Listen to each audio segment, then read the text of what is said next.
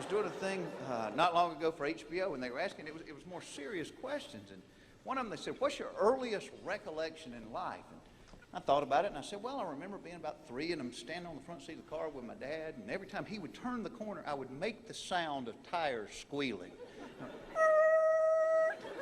My dad would go, quit squealing my tires. And all of a sudden, it dawned on me, what was I doing standing on the front seat of the car? See, back in those days, kids weren't too good to go through the windshield with the rest of the family. When my kids were 3, I couldn't back out of the driveway unless they were in a car seat with a shoulder strap and a safety fit. Think back, I can vividly recall riding all the way to Florida, laying in the back window of the car. People behind us going, Harold, is that one of those bobbing dogs? Nah, that's a skinny kid with a big head. Boy, what a big head. My dad slammed on the brakes. You went and bounced around the car like a pinball game.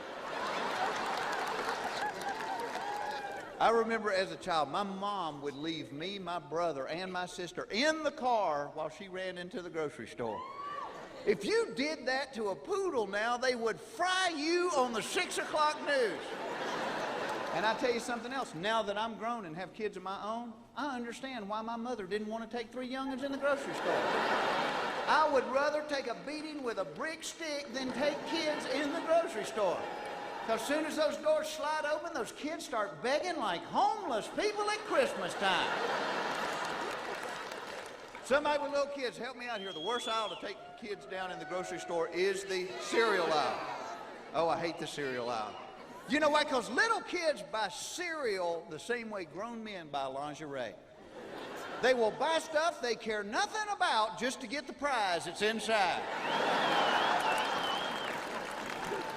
And you forget about the cereal aisle. You know, you got them in the store and you're just trying to keep them from putting stuff in the cart, and you turn the corner and there it is, and they're like, oh,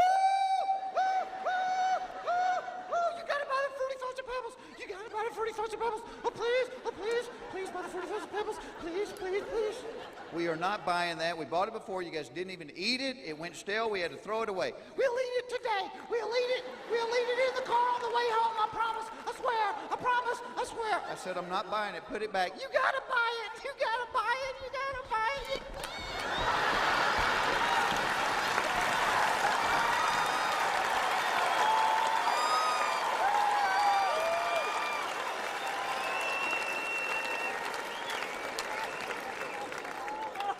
That is the point.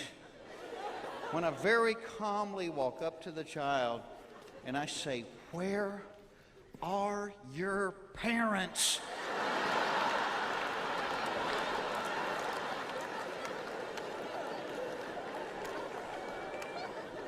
Everything has changed. Even their toys have changed. I notice with my kids now, every toy they get's got little tags in it showing you somebody has inspected it to make sure there's no possible way a child could hurt themselves playing with that toy. I remember being 9 years old, my parents bought me a wood-burning kit. Hey, what could possibly go wrong with a toy like that? A sharp metal stick that heated up to 5,000 degrees. And I'll tell you something, our dogs and cats didn't have a little tag around their neck, but everybody in the neighborhood knew who they belonged to. Yeah, the Circle F brand, that's Foxworthy cat right there.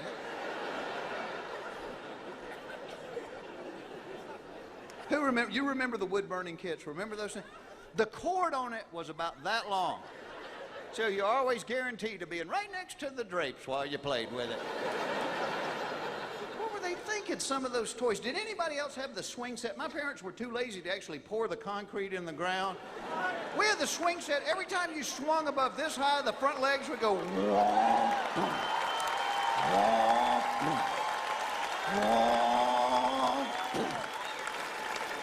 There were stuntmen that would not swing on our swing set. What were they thinking, some of those toys? Lawn darts. 12-pound darts. You could kill an elk with a lawn dart. And there were no directions. They just came in a box of 8. We used to pull them out of the box, throw them straight up in the air. You catch one of those with your head, you're getting coloring books for Christmas for the rest of your life. Speaking of words, I do have a few new redneck words for you. First one, mayonnaise. Mayonnaise, a lot of people here this evening. It's kind of a gift. They come to me in my sleep, I write them down.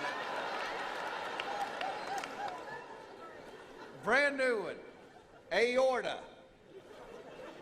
Aorta, cut that grass down by the ball field so that the kids don't get hurt. It's just not the stupidest thing you've ever heard in your life. Initiate. My wife ate 2 hamburgers, initiate a bag of potato chips.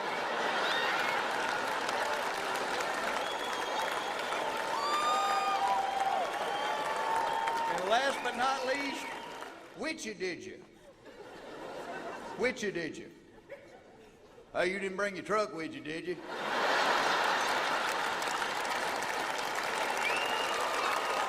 I was reading this thing the other day, and it was talking about people being part of the Oreo Generation, and what it was saying was people that waited until their mid-30s to have kids, like my wife and I. See, because my parents got married when they were like 20. I was born 9 months to the day after my parents were married.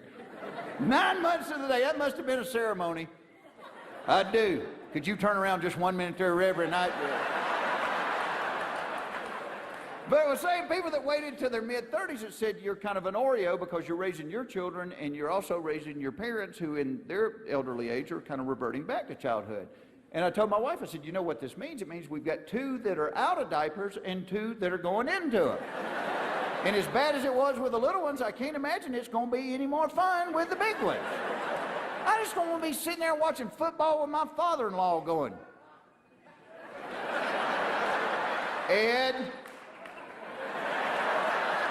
don't you lie to me, Ed.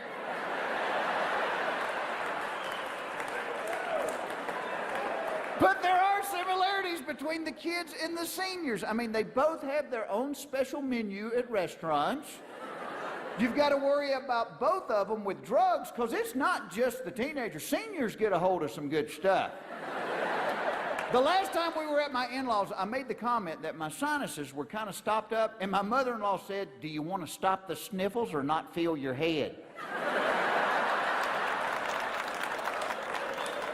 She opens up her purse and pulls out this little bag. It looks like it's full of Skittles. And grabs this tiny green pill, and she said, say hello to my little friend.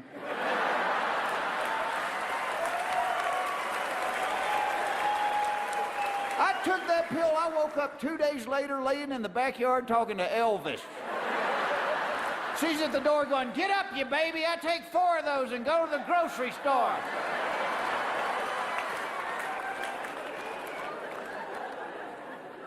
You know, and the kids don't listen to you, and the seniors can't hear you.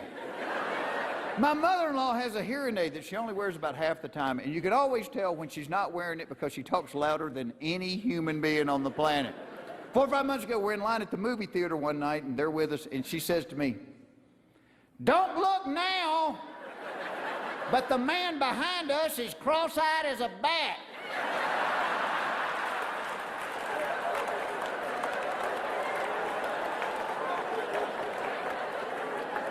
And 1, you're embarrassed to death.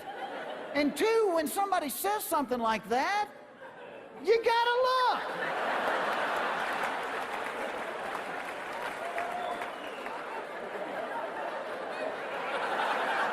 I turn around and this guy is glaring at me. Well, he may not have been glaring at me, but he was glaring at somebody. This guy was mad.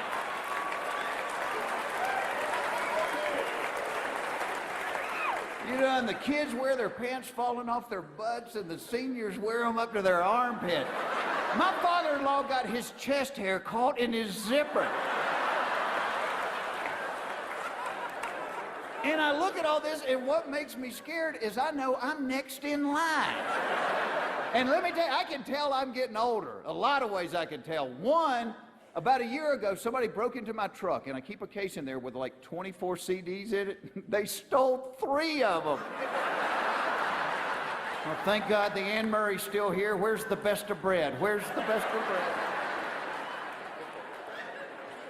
Two, I have finally broke down and got a recliner. I used to always make fun of my dad and his recliner. I have a recliner now, and I love it. I used to travel the world at a moment's notice. I get in that recliner, I'm not getting out of that thing. I just wait on people to walk through the house. Hey, do me a favor and make me a sandwich. I think I smell smoke. Is the house on fire? Hey, if you see flames, there's an extinguisher under the sink in the kitchen there. But the worst one, a couple of weeks ago, my wife and a few of her friends were making jokes and giggling about this product called Astroglide. It's apparently, it is this lubricant that they sell in the drugstore right next to the condominiums. And, but it's supposed to be really good stuff. I mean, apparently you're able to put it on a Cadillac and get it in a doghouse.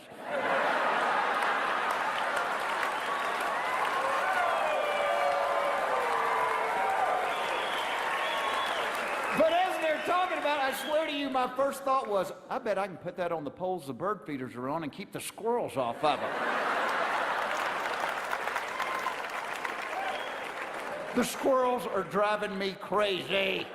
If you come by my house at 5 o'clock in the morning, you will see me on the back porch in my underwear with night vision goggles holding a BB gun waiting on the squirrels. Just embarrasses my kids to death, which is the way I believe life is supposed to work. The parents are supposed to embarrass the kids, and the kids are supposed to embarrass the parents.